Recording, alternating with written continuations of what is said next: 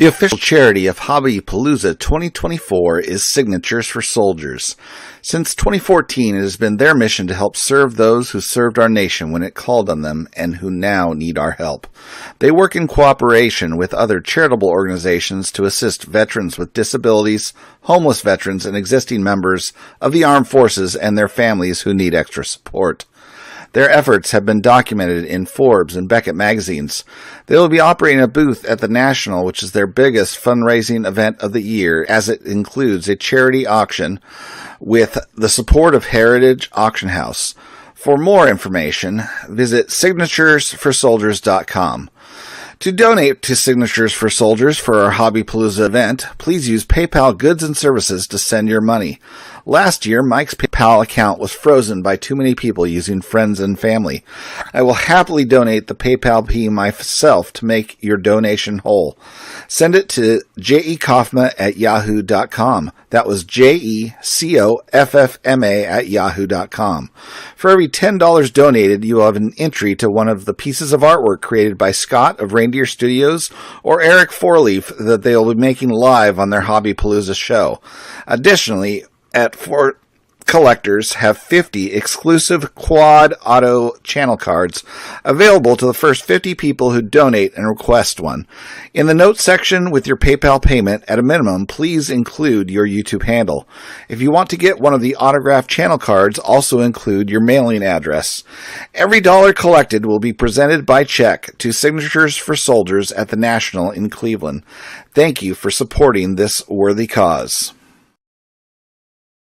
There's one thing I want you to do for me. What? Come here. What? Win. Win.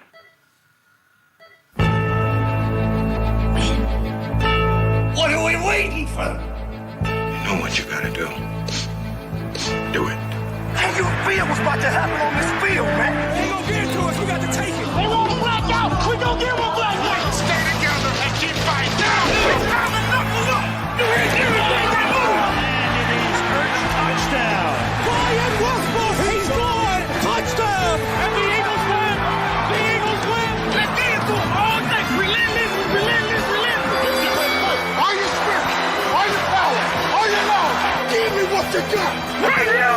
Right now. You ain't ready for a fight. Go ahead and go home. Because this is going to be the full court. A fight. We always win when we fight together. That's how winning is done. Now get out there and do it.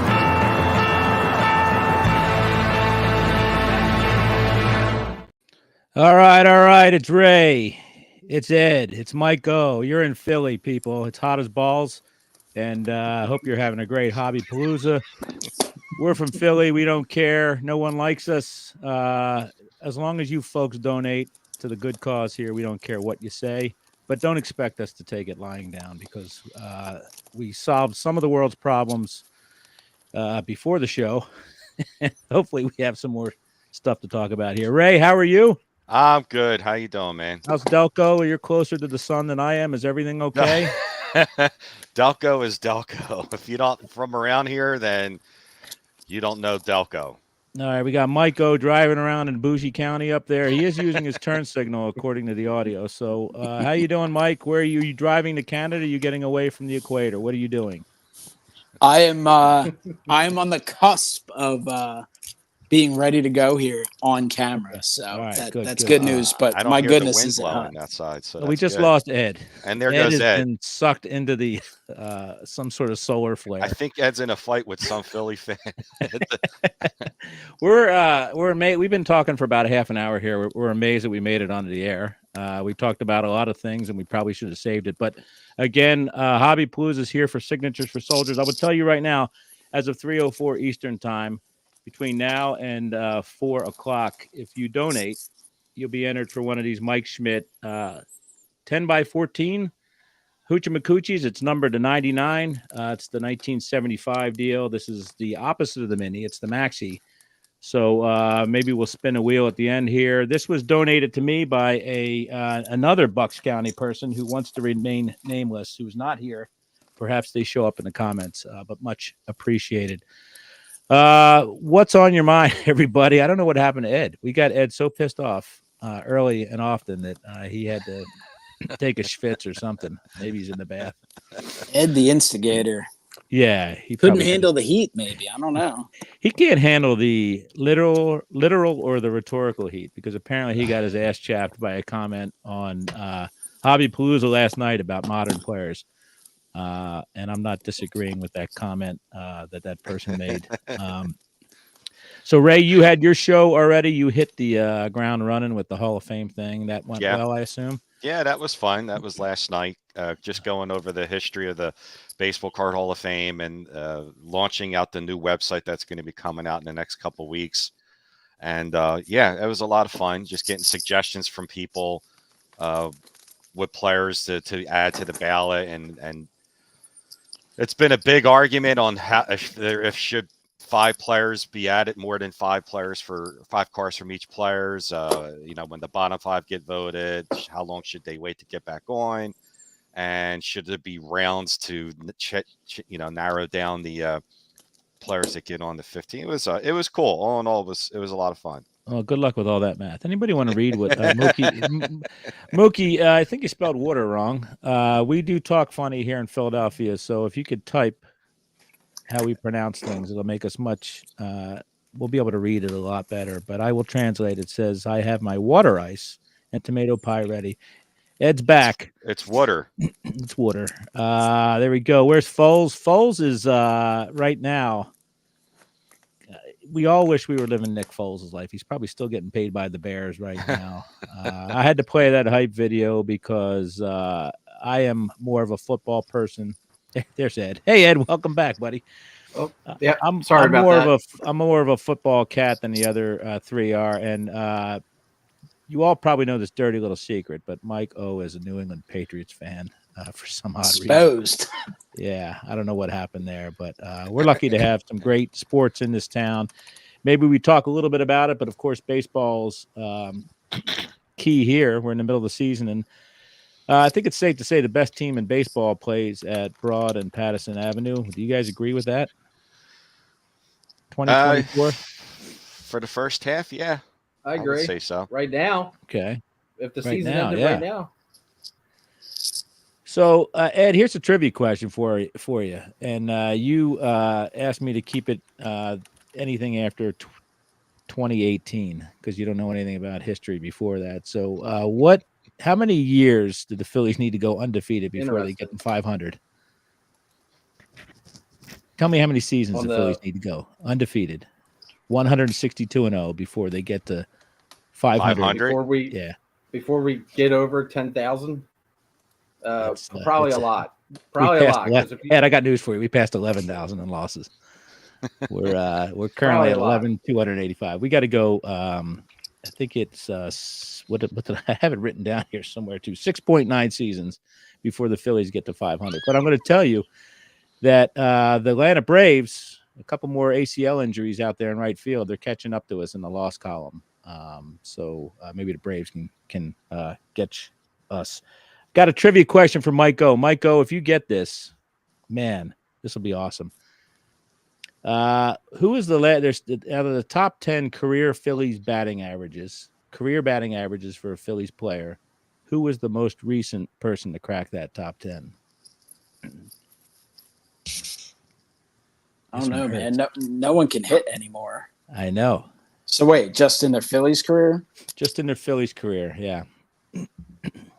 So what's like the minimum at bats? Oh man, yeah. Who's asking the question? I mean, a guy who played regular seasons, right? Like, yes, yeah. I mean, it was. I got it. I bet you I know. Yeah. I don't know. I would think John Kruk's up there. No, Ray, at least at 300 here. That recently, Ben Revere. That recently just got in. Old Probably Bryce Harper. No, man, no. Ed, you want this one? Bryson Stott.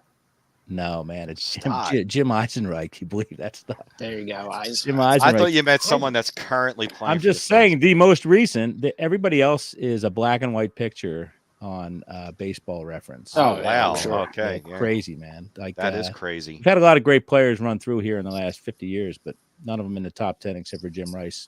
John, I'm gonna pop out real quick just so I can get my camera going.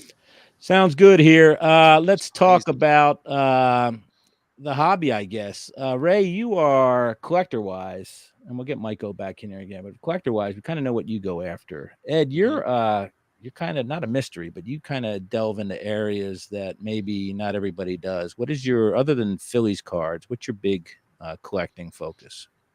All Philly area teams. So like Eagles, Sixers, Flyers, non-sports. I'm all over Tell the us about your place. non-sports, all right? So I you do gotta Game of Thrones mostly. I like set collecting the autograph cards. Been doing that since 2014, and I completed about like 4 to 5 different sets. So that's like every autograph card that gets put out by Rittenhouse Archives. They're the company. They're a local company, Philadelphia company, that does Okay. non-sports cards. So they get the license to produce these cards. They do like James Bond, Doctor Who, Game of Thrones. They're doing House of the Dragon, Okay. Star Trek. So they do a whole bunch of different uh, titles and stuff like that. But And you did a have couple sets for that. how you have pretty good luck at shows with that stuff? Because obviously I'm not looking at shows, but where you Yeah, get your stuff from? the majority of the sets were completed via eBay. Okay. Those cards are at shows. Last couple nationals, I was able to pick up a couple. As non-sports gets more and more popular, more people keep buying those cards. They've been popping up at shows. Gotcha. Mike O, and sorry, Ray, I spoke for you, but Mike O goes hard and deep, as they say, in the Phillies, right? And is it just Phillies, Mike, for the most part at this point? I mean, I'll still buy some other stuff and some Hall of Famers once in a while. And I mean, 5 years ago, I would buy everything, but at a certain point, you gotta Focus, huh? focus a little bit. So specifically, like pre-war, I'm like 100% Phillies for the most part. Just and- Phillies, not athletics, right? Pretty much, like other than Connie Mack, I will pick up Connie Mack. Mack's. Okay. Cornelius Mack, baby. Which, damn, forgot to grab a few Connie Macks out. Well, you can Got a grab couple. some stuff there. Ray, you want to show us anything other than Well, your dog in the background? Your dog's eyeballing us. Yeah. Yeah, there he is. Well, we're going. You said to bring on some Philadelphia type stuff, so I'm going to start off with the guy that's still kicking around here, and that's the Bobby Shantz, Man. 52 AL MVP. When'd you get that? Probably about 5-6 years ago when he was a spry under 90, a spry 89-year-old guy. Yeah, I know you've done it even recently. You've gotten him. Yeah, I did the whole run for his cards signed, so I'm eventually going to send them off to get slabbed just to preserve him and look nicer. But he's become an icon around here in the past 10-15 years at card shows. He's a great guy. Yeah. He signs everything, and he's the oldest MVP. Everyone talks about after Mays passed away, like who's the greatest living legend. Well, the oldest MVP is Bobby Shantz. Good. That's a good little trivia nugget there. Did you ever get anything from his brother? Ever get any sign from his brother? Nah. Bill Shantz, both on a card in the 1955 Bowman set, which is pretty cool. Yeah. What do you got, Ed? Show us something. Here's some hobby history right here. Hold on. We got a promotional piece here, Philadelphia Favorites. There it This is, is signed man. by Bobby Shantz, but this is a promotion piece for the third annual Philadelphia Baseball Card and Sports Memorabilia Show Spring Garden College, man. in 1977. That's legendary. Those shows are still That's cool. talked about. Yeah. And Wow. the Phillies show, just to fact check some people, the Phillies show is the longest running sports card show in America. It's not Strongsville. It is the Phillies show. And one of the crazy things on here is if you see right there, use this right here, it says trading room. So in 1977, love it. there man. were trade nights and there was a trading room. So this whole hoopla, this whole pearl clutching of trade nights are something new and Pelican Case boys. Well, in 1977, you had the briefcase boys. You had the briefcase boys going to the trading room doing the trades. So Let's- hobby let's talk history a little- right here. Yeah, and let's all talk- the Mike. smart investors back then were buying up all the Satchel Pages, Mickey Mantles, and now they got $1 billion. Yeah, Yeah, Mr. Mint style. So the Philly show, we all go there, and I don't apparently, but yeah, well, it's a tough Ray used to ride. go pre-pandemic. Yeah. So last time I saw Ray, I think was in Atlantic City, oddly enough, not in the Philly show. But Philly show, I will tell you, I've been to a lot of shows across the country, and there's nothing like the Philly show. The National is a national, but you can have your Strongsville, you can have your Dallas card show, but the Philly show is the best recurring show I think there is in the country. It's history, man. You walk through those doors, it's history. Yeah, it's got more vintage than Strongsville. It's got all the dealers that Strongsville has. It has modern stuff as well, so Ed can find his little dragon cards there. And but it's got the stuff like you have in your hand. You can find that old school shit. You can find a whole booth with just Roberto Clemente cards in it, or just Yaz cards. So I saw Mike there a couple shows ago. But I know Mike goes almost religiously to that show. So tell us about that, Mike. You still find stuff, right? Oh my God. Yeah. No, the Philly show is great. It's definitely, it's got a great mix of stuff too. Like it's large, but it's not like, from what I understand about the Dallas show, which I've never been to, it's, I guess, smaller table wise, but I bet there's a better mix. You can find more. I feel like the Dallas show, from what I've heard of, if I went there, obviously it's a card show, I'm going to have a blast, but the amount of modern basketball is probably going to be, borderline annoying. Philly show, though, yeah, it's a little light on wax. Like if you're looking to buy waxes, like maybe 2 dealers. So there's not a crazy amount of competition, but I mean, vintage, you can find some pre-war stuff, obviously the modern stuff, the, Pokemon stuff, bargain boxes, $20,000 cards. It has that variety. It has something for everyone. Yeah, all the usual suspects I always there. Yeah, I typically, it depends on the schedule, but if I can get there for a day, I usually do the full day. Like I'll get there as close to opening as possible, and I'll stay till 20 minutes after, when security's like, all right, you got to get the hell out of here now. Get out, man. I live about 10 minutes away, so I'm lucky. I'll hit it maybe a couple times a weekend. I hit it on the way back from a red eye once, which was nuts. And then I've hit it on my way out of town sometimes too. So got anything you want to show us, Mike? Or I mean, what do you want to see? I didn't, do a deep dive. I didn't deep dive into too much, but I pulled out a few things real quick. Show us something maybe we haven't seen before. Well, because I know you do a lot of videos, you do a lot of reveals and stuff like that, but there's some fun stuff in there. I mean, that's for the modern stuff, a memorable moment in Philadelphia. Didn't ultimately end up winning the World Series, but to me personally, being at that game with my brother and stuff, it's a big deal. Amazing. Yeah, Roy Halladay. There's another Hall of Fame pitcher with an autograph that isn't cheap, unfortunately. Obviously, his life ended before people expected. I mean, he had a signing. I don't know if it was coming up at the Philly show or if it was at one of the local card shops, but he had a signing scheduled for like a week after that happened. Let's talk about this myth right here. Team Pats or Team Genos? You're going to get 4 different answers here, right? Uh-oh. Team Pats or Team Genos? For me personally, of those two, I feel like it'd be an unpopular opinion, but I actually like Genos more because their roll's a little thinner and softer. But that's me. I'll take none of the above. Me neither. Exactly. I was about to say neither. What's your preferred? I'm going between one or the other. What's your preferred, Mike?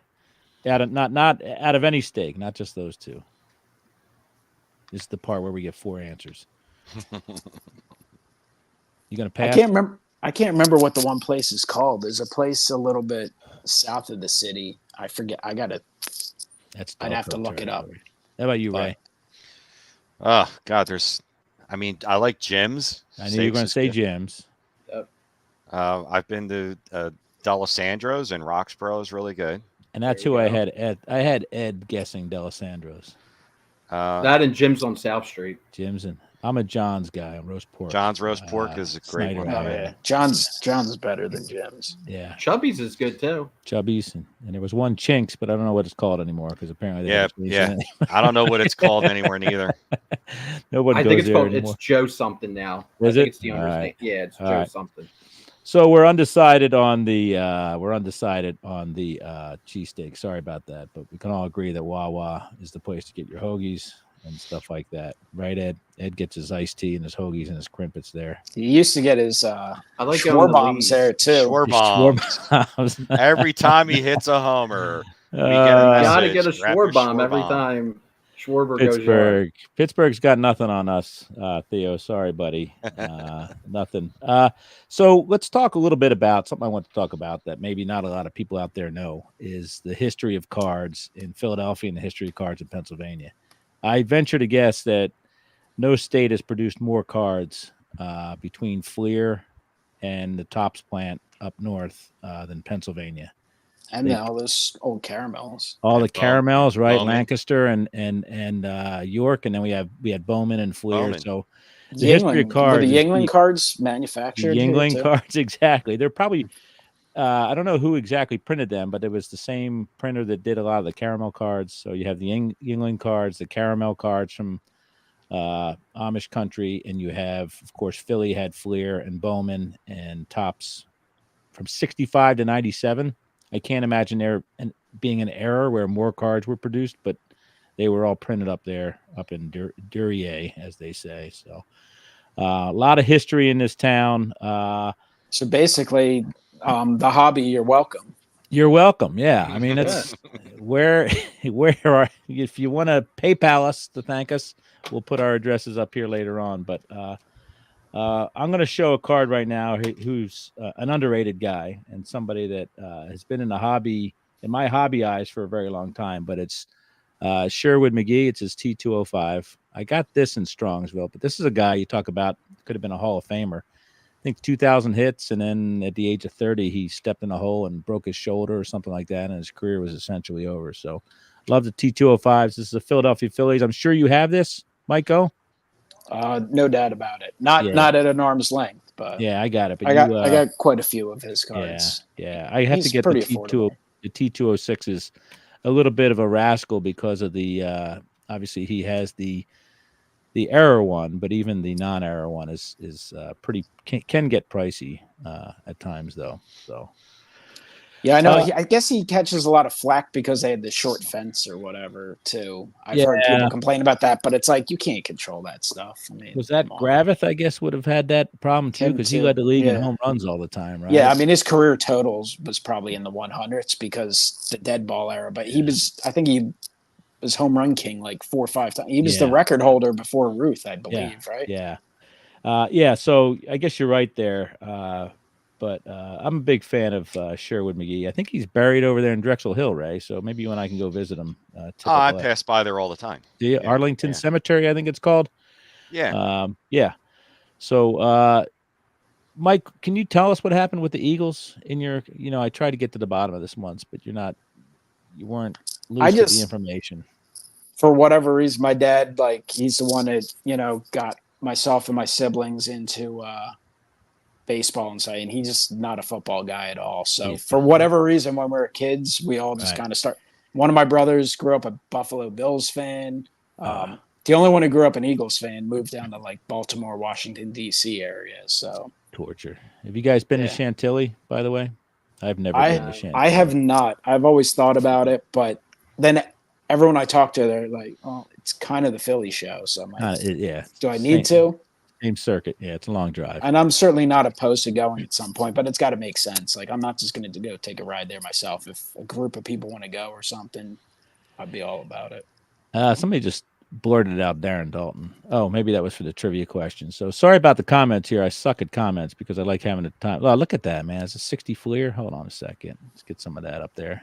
Hack Wilson Phillies card.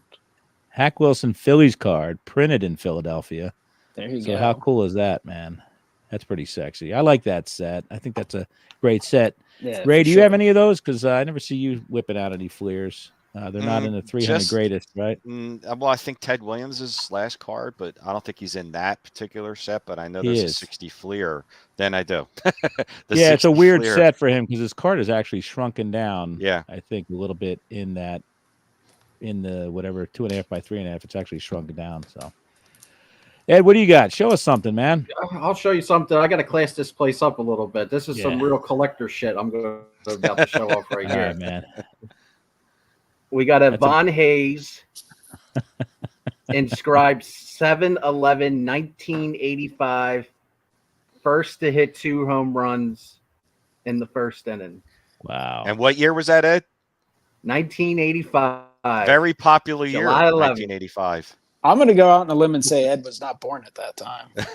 85. Ray and I think graduated from high school that year. I graduated that year. There you go. That was the Lance Parrish years, man. We were just I remember what I remember about that era was I graduated from high school that summer and I could go to any game I wanted to.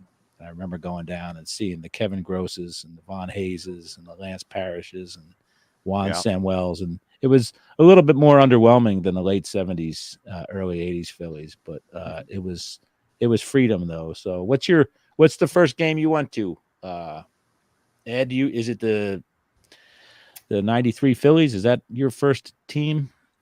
I definitely I don't know an exact game that I went to, but my dad was a season ticket holder when they opened the vet all the way to like the late 90s. Oh, okay. And before that, he used to go to Connie Mack Stadium in the 60s. Wow. So, where did your dad live? Because I'm from that area where Connie Mack Stadium was, and Ray's from the other end of the broad. He grew up in Tacony. Oh, okay, I got you. So, like, he would always take us to games. So, like, my early memories of going to Phillies games was the mid 90s. I'm born in 1989, so I'm 35 years old. Okay. Like, I remember a little bit about 93. Like, I distinctively remember the playoff games, but, like, I don't have any, like, memories I can draw back from going to actual games. I remember the 4 in the morning game. I remember the playoff games. I don't know exactly when my first game was, though. I would probably say it was like 95, 96, because I distinctively remember sitting in the 700 level, and the Phillies used to have these people go around the stadium. They were called like the Hoover people. They would give out like autographed memorabilia, and they would upgrade your seats. And so they would go up and bring the poor people down from the 700 level and throw them in the 100 level. And I distinctly remember the one Hoover person came over to us in the 700 level. We were all the way up. And they were like, "Oh, who's your favorite Philly?" And I remember saying Lenny Dykstra at the time. So Lenny Dykstra was on the team. So it must have been like 95 or 96. And they were like, "Oh, well, we don't have Lenny Dykstra, but we have a Greg Jeffrey signed baseball." Oh, So they gave me a Greg man. They gave me a Greg Jeffrey signed baseball, and they moved us to the first base side on the 100 level. Nice. Where's that Greg Jeffries baseball now, man?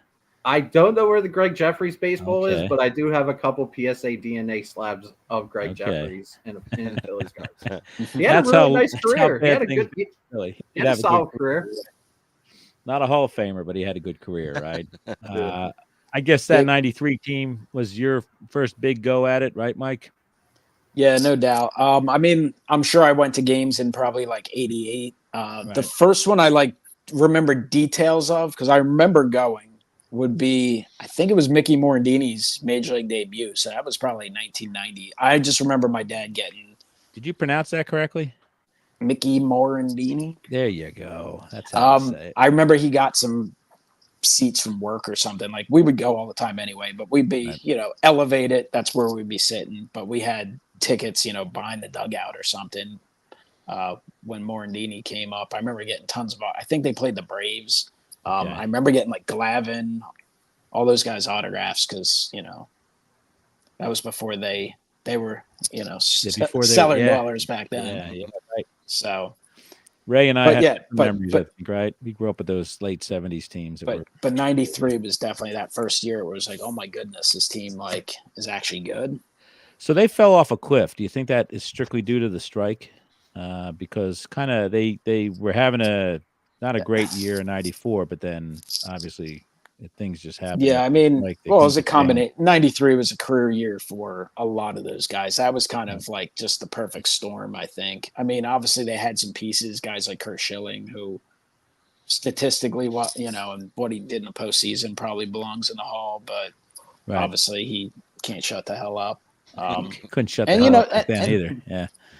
And like they had some other guys who were still in the prime of their career, but I think '94, from what I remember, I think they had a lot of injuries, and so I think Tommy Green, who was good back then, I think was hurt. A few of those guys. Well, I mean, even a couple years past that, he's in the Hall of Fame, right? Is that right? Who? Ed can't shut the hell up, and is he not in the U2 Hall of Fame? He is. Yeah. Okay. Well, so there you go. Maybe there's a path for Schilling then. Good point. So I mean, listen. We all know. I would guess that probably the greatest era in Phillies baseball history had to have been the 1980 was great, Ray, but that run they had in 2007 to 11, is it, or 8 to 11? Yeah, 7 to 11. Yeah. I mean, told you, right? I told you. I hear this every day. I told you. I told you. Well, what did you tell us? Tell us what you told us. No, we were going, like, we talk a lot about Phillies history in our one group chat, and I mean, if you look at Phillies history, it's not the best. Like, if you were born in the early 1900s, you had one team. You just had that 1915 team. Right. Like, that's it. Like, you went the entire 20s, 30s, 40s seeing garbage, like outside of a couple good players. Yeah, not even any close to 500 seasons. So there's like whole generations of Phillies fans that like never saw a playoff game. So I'm like, if you look at like 1976 to the present, like this is the best era. These are the best eras of Phillies baseball. Like we're really fortunate to exist in this era of Phillies baseball because like you have obviously 1980 where the Phillies won their first World Series championship, and then you have 2008, which is which I was lucky enough to be alive to see that because I wasn't around in 1980. Right. But like that's it. That's the 2 World Series titles that we got. We just got 2. Ray's showing us something there. There you go. Listen, to me, as a 12-year-old, 1980 was the best year in Philadelphia history. But that was after. Don't even get me started. Yeah, Ray's getting teared up there. Get to put the plastic on the furniture tonight, Ray. Slip covers. And they had gotten close many times, right? 76, 77, 78. And then they had another go around in 83. But the fun part about 08 was my son was around the same age I was in 1980 when they won in 2008. So it was a great team. Fun teams. Anybody here know the backup catcher's name on that team? Chris Coast. All right. That's my boy. Good. That was good. All right, man. That's my boy. That's one of my all-time favorite Phillies. I love it. I absolutely love it, man. All right, cool. Just want to make sure. If you think about it, though, like I mentioned this before to the guys, like that 2008 team, I think what gets lost with that team is they like broke the curse. Like there was Negadelphia was a real thing prior to 2008. Like there was a lot of people that thought the city was cursed. Like a legitimate curse was on the city because you had the Sixers fall short. You had the Eagles under Andy Reid consistently falling short. Every year they would get to the dance or get near the dance and fall short. You had the Flyers, the Legion of Doom. Eric Lindros get taken out. We are friggin' cursed. And then the 2008 team off today now after then the 2008 team comes around and we finally like there's probably people who missed out on 83 because that was the last championship for the city with the Sixers. Right. So there was people from 1984 all the way up to 2008 that never saw a championship. And that was their championship. So the curse was finally ended. Yeah, well, Ray and I have, fortunately, we've completed that cycle, right, now that the Eagles have won. And, but yeah, we grew up, the Flyers were the first big deal, I guess, in the early to mid 70s. And Sixers were always good when Dr. J got here until, well into Barkley's career. But, the Phillies were 1980 just felt like there was a lot of pressure relieved. in the city. Things weren't going well. Mm-hmm. I think we were up to Rocky 9, and I think Rocky's record was 3-6 at that point. So it was good to just pop the cork and let it go. So yeah, it was a tense, stressful year that year. When Dallas Green came in, that was it. He came in and said, he told everybody off to their face with the exception of Schmidt, Rose, and Carlton, but everybody else was off limits. He didn't care who you were. And it was and he told them to their face, if you guys don't win it this year, you're all gone next year. You're not coming back. Maddox, Boone, Luzinski. He really went at it with Luzinski. He got rid of him too. Yeah, and he did get rid of him. Yeah. Luzinski found out at the parade party. Well, that was coming off the Black.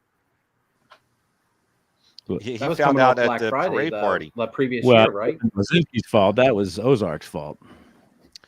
Yes, that was Danny Ozark for not putting in Jerry Martin. Please, we do not talk about that here. The O's. He had Luzinski in the 9th inning. I can't believe it. And who was it? Manny Mota hits this pinch hit. And Luzinski goes back, traps the ball. Jerry Martin all year, defensive replacement. Yeah, except for the most important moment of the season. Game 2 of the NLCS. We could have went up 2-0. So 1983 is kind of lost a little bit because that team was more. I think that was more of a rental team, right? I think you had Morgan and Perez, the Wheeze kids, and it wasn't quite that foundation that the Phillies had built through their farm system with Boa and Lazinski and Boone and Schmidt and all that stuff. But I think they were trying to squeeze one more championship out because Schmidt was getting a little bit towards the end of his career, and they brought in, oh my God, Joe Morgan, Tony Perez. I mean, the list was. Was it Kuzman or was it Matlock? One of those guys ended up. Kuzman, yeah. John Denny was really good for them that year. He won the Cy Young that year. Yeah, you're right. It's a good point. Yeah. But Boone was gone. A lot of the 80 got Boone was gone. Lazinski was gone. We had Bo Diaz and Gary Matthews was in left. Right. And it was an old team. Joe Morgan, it was just gassed. He had nothing left. He was gassed at the end of that year. Yeah, it's and then we kind of disappeared into a void there with football and baseball for a while, the Felsky and Leyva era and all that stuff. But Nick Leyva, that is definitely the first manager I specifically remember. And we had Von Hayes and Charlie Hayes and all that fun stuff. And Jeffries would make his way into Philly, but it was a dark period until '93, and then after that it kind of went dark for a while as well, right? I mean, it wasn't. Yeah, the late '90s teams are weird because they had somewhat of a core. Their pitching was so bad outside of Schilling. I mean, there were a few years where they were up there among the league leaders in offensive stats. But if you look at it again, I get it; they're all borderline guys, but they're at least conversation pieces. Right. I mean, you would have had teams that Scott Rowland, who is in the Hall of Fame, Bobby Abreu, who if Bobby Abreu put up the numbers he did and did what he did in, I don't know, 50 years earlier before all the steroid guys, he probably would be in the Hall of Fame. He gets completely that's overshadowed. True. Yeah, and then like 4 guys. and then Kurt Schilling, like right, they have 3 guys, and really, honestly, Jimmy Rollins kind of is in there too. So there's a team or two where there might have been 4 guys that were playing that, or at least in the conversation for Hall of Fames. It was just everything else era. was trash. The late '90s was a weird era. Like Mike said, we could have 4 potential Hall of Famers on that team and didn't even get in the playoffs, like Abreu and Rowland and Rollins and and Schilling. Hey. Well, they went through that stretch in the Larry Bowie years where they'd win like 86 games every year. So nowadays they'd probably be a playoff team, a few teams, but like. You went through that stretch where they weren't good enough to get in the playoffs, but they weren't bad enough to like completely rebuild. So it was just like that's what became frustrating. It was like, oh, we're almost there. And then the team they would lose to would end up going to the World Series, like the Marlins the one year and the Astros. That was always frustrating. It was a good launching ground for launching pad for Francona's managerial career. He got all the stupid out of the way, and there you go. Maybe another potential Hall of Famer. He might have 5 Hall of Famers on one of those teams. Yeah. Hey, here's one for you, Ray. Do you know this answer? What was the last player? We're talking retired numbers here, right? Do you know your retired numbers for the Phillies? Yeah. Yeah. What was the last player to wear 42? The number 42. for the Phillies. Yes.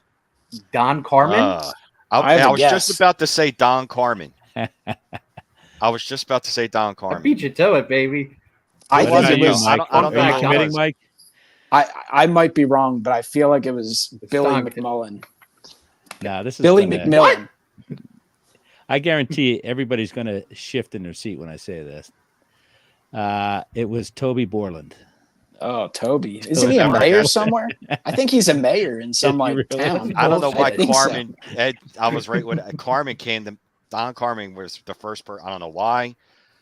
Don but I thought Carmen, Don Carmen, but I would have Yeah. never guessed. Toby Borland. All People the are other watching numbers are this. easy, right? The retired Fun numbers Fun are fact, easy. I was Don. like, good. Look up the numbers. Don Carmen's a better hitter than Johan Rojas. Fun fact. Well, you know what? Don Carmen, did Don Carmen play before 1981? I don't think so, but he maybe Nah, I could don't think grandfather so. him in because Don Carmen was no pussy. That's for sure. Apparently, if you played after 85, Was it 85? Was it 85? it was 85. Yeah. Okay, well, Don Carmen's came in 83, so Don Carmen is a real So man. he makes the cool. So he makes the non-pussy. He was a list. man's man. And he did wear Was a number man's- 42 in 1984 and he wore a mustache to too. So 1994. Don Carmen. Don Carmen, 5-15 in 1989, folks. Yeah, nobody did it like Donnie. whoever thought Donnie Don T. Carmen's name would ever come up on YouTube on ever Hobby Palooza. on Hobby Palooza? Should have built a whole This show is- around Don This Carmen. is real collector shit, son. Yeah, This is real collector shit. yeah. Don Carmen has a 5.4 WAR, which is that'll earn you about $15 million a year. 5.4 career WAR. He was almost 500, 53 and 54, except for that 89 season. He would have been pretty decent. So, where did he go after Philly? Any ideas? Don Carmen? Yeah, I think he was selling cars around the corner from me on Piazza Honda. Piazza Honda. That's up near me, man. Oh, that's Piazza Hyundai's up near me. Honda. Yeah, I spent $20,000 for a Mike Piazza license plate holder. It's almost as worth more than yeah. his rookie card. Yeah. Maybe he went to the Mexican League. Yeah, Don Carmen went to Cincinnati. They're real men in that Mexican League. I don't care what era, modern and pre-1985. So don't mess with the Mexican League, man. People are real. Somebody pointed out about the Philadelphia Gum Company. Absolutely, that's something I forgot about. The football cards of the mid 60s, which are pretty cool as well. You guys, I don't think I'm probably the only one here that collects football cards. I would imagine, right? I I think do so. some, but I just don't. go Ed does crazy with modern, it. I guess. Ed does a lot of modern of the current players, right, Ed? I do all errors. Well, you know what? I was thinking about this a little bit ago. If you really look at it, like all the people on YouTube, specifically all the the Philly area or Phillies collectors on YouTube, outside of maybe Alex Bowman 53, I think literally all of us collect all errors of Phillies. Okay. Like we're Phillies, all pre-war, not we're all- Eagles, right? Well, no, I'm just talking specifically Phillies. Like they do pre-war, they do vintage, they do modern and ultra modern, like all eras of Phillies baseball. See that right there? It's Chuck Bednarik as a Pennsylvania Quaker. It's a 48 tops. So that's a weird card. I don't see those too many. I ran around a card show and that was there. That was sitting there. I forget where it was. I think it was in Dallas, and I was like, I have to get that, man. So that's the earliest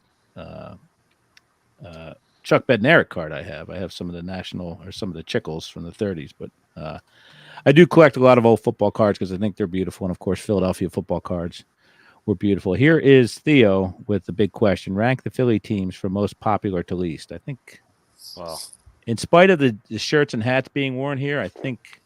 Who do you think the number one? Eagles, Eagles. would Eagles, probably no doubt. I would love to know Phillies. two. Sixer Flyers. The Flyers are distant fourth, I think. Yeah, They got a hardcore following for sure, but I think it's probably Eagles, Phillies, Sixers. I would say.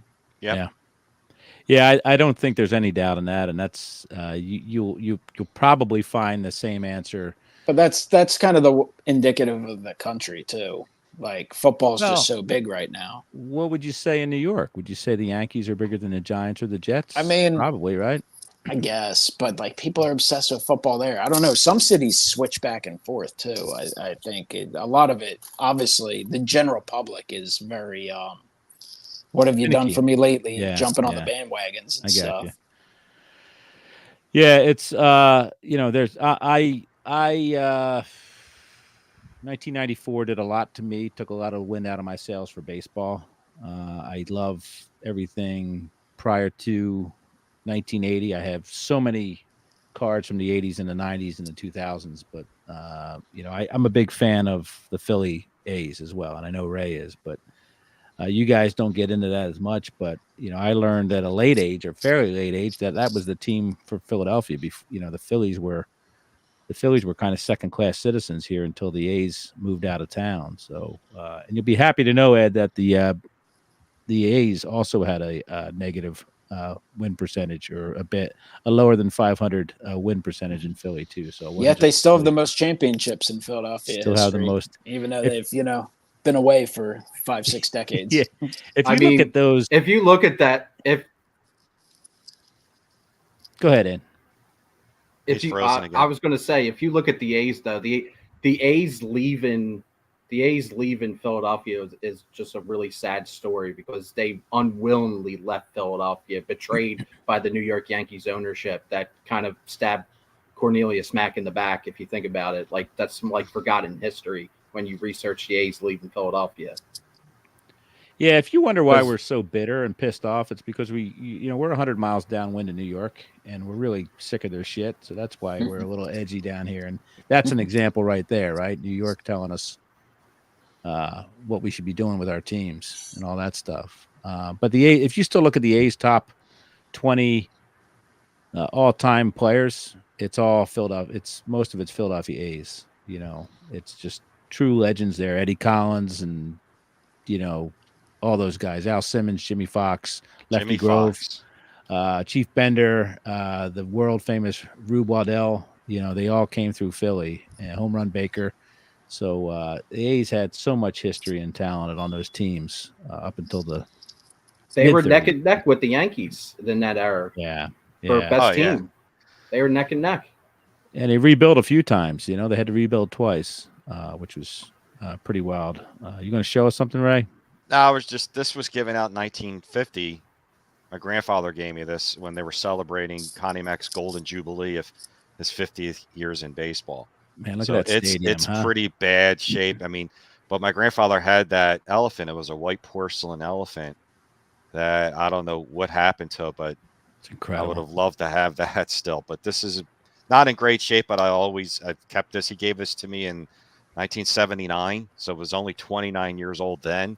Now, it's really old, but he was a huge A's fan. He saw those late 20s, early 30s dynasty teams, and a lot of people say the 29 A's team was the greatest team of all time, better than the 27 Yankees with Al Simmons and Lefty Grove and Jimmy Fox and Mickey Cochran, and they were great, statistically wise too.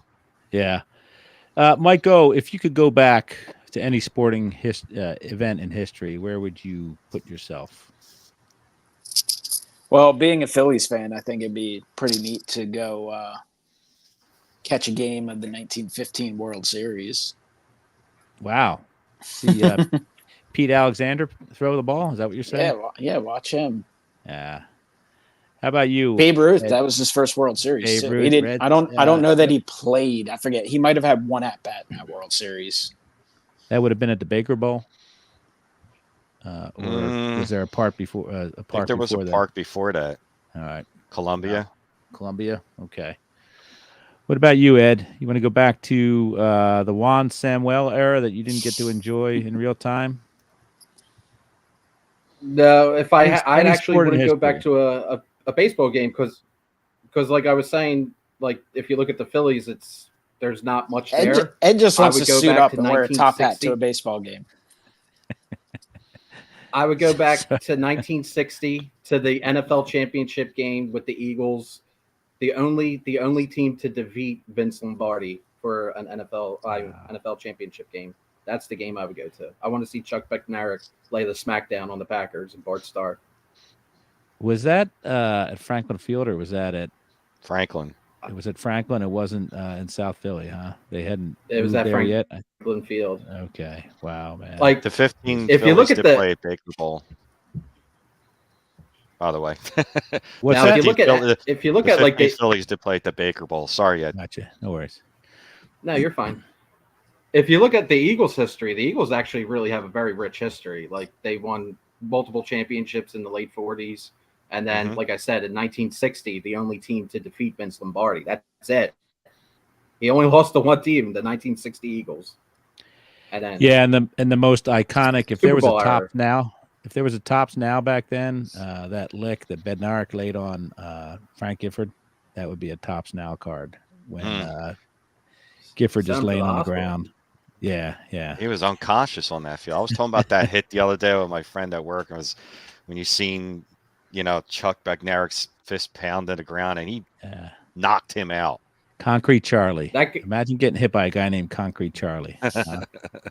he was just built differently. Then he was in World War II. He was on the B-29 bombers. He was I think a tail gunner.